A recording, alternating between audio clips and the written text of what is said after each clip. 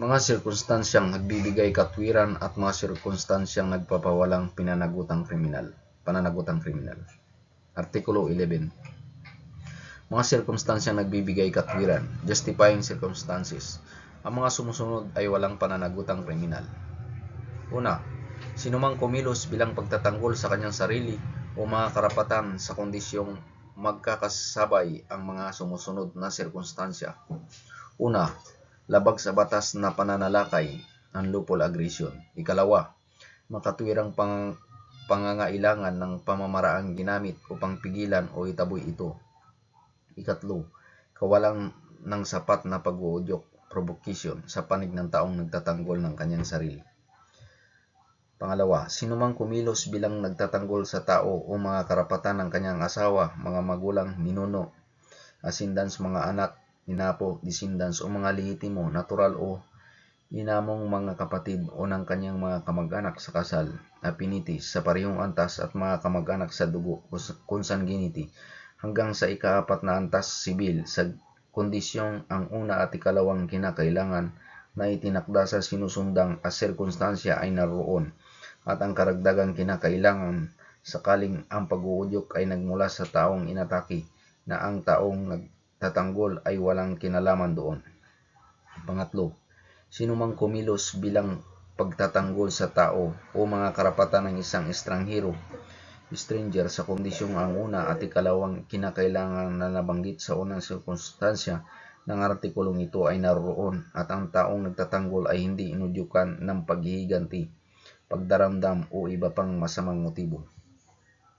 Pangapat, sinumang tao na upang maiwasan ang isang kasamaan o pinsala ay gumawa ng isang kilos na nagdulot ng pinsala sa iba sa kondisyong ang mga sumusunod na kinakailangan ay naroon.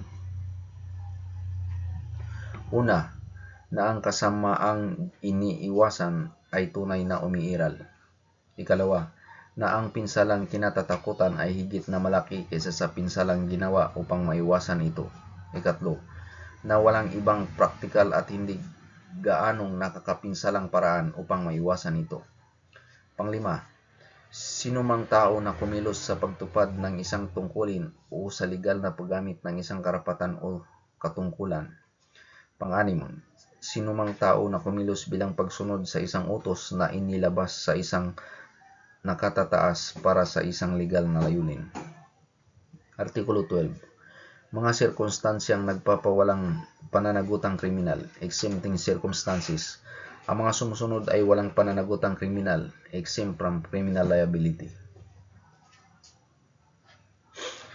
Una, isang imbisil, taong lubhang mahina ang pag-iisip o taong nasisiraan ng bait, maliban kung ang huli ay kumilos sa panahon ng katinuan, lucid interval. Kapag ang imbisil o taong nasisiraan ng bait ay gumawa ng kilos na itinuturing ng batas na isang pagkakasala, delito, ang hukuman ay mag-uutos na siya ay kulong sa isa sa mga ospital o asilo na itinatag para sa mga taong may ganitong karamdaman na hindi niya maaaring lisanin nang walang paunang pahintulot mula sa parehong hukuman.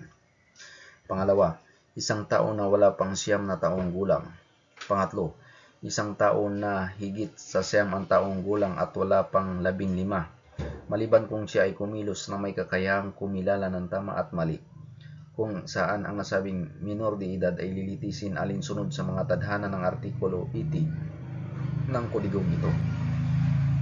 Kapag ang nasabing minor de edad ay hinatulang walang pananagutang kriminal, ang hukuman alinsunod sa mga tadhana nito at ng sinusundang talata ay pagkakatiwala siya sa pangangalaga at kustodiya ng kanyang pamilya na siyang naatasang magbantay at mag-aral sa kanya. Kung hindi, siya ay pagkakatiwala sa pangangalaga ng ilang institusyon o taong nabanggit sa nasabing Artikulo 80.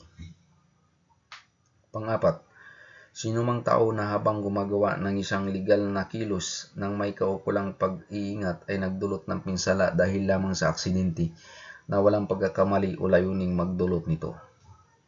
Panglima, sinumang tao na kumilos sa ilalim ng pamimilit ng isang hindi mapipigilang puwersa, irresistible force.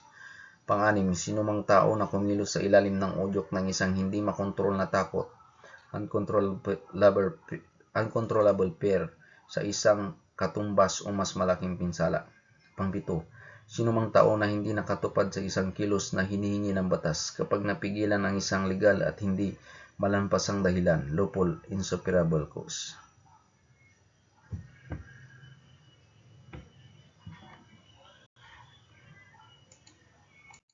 This is based on the Revised Code of the Philippines. Revised Penal Code of the Philippines 2023 edition.